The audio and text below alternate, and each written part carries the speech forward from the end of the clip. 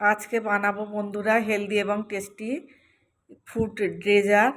প্রথমে আমি ভেজানো সাবু নিয়েছি 100 গ্রাম, আর আপেল কেটে নিয়েছি, আঙুর কেটে নিয়েছি, কলা কেটে নিয়েছি, ডালিম আর খেজুর আর টক দই আর সন্দক লবণ নিয়েছি, আর এখানে চাট মশলা।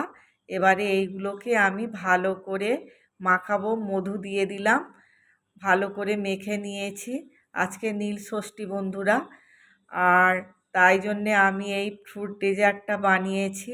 আমি একটু টেস্ট করে দেখি কোন কোন বন্ধুরা নীল ষষ্ঠী করেছো আমাকে কমেন্টে জানিও।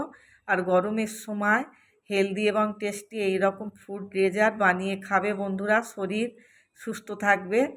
দারুণ হয়েছে বন্ধুরা। এবারে জল তেষ্টা পাচ্ছে, এই শরবতটা টেস্ট করি। সবাই ভালো থেকো, সুস্থ থেকো, আবার দেখা হবে, টাটা।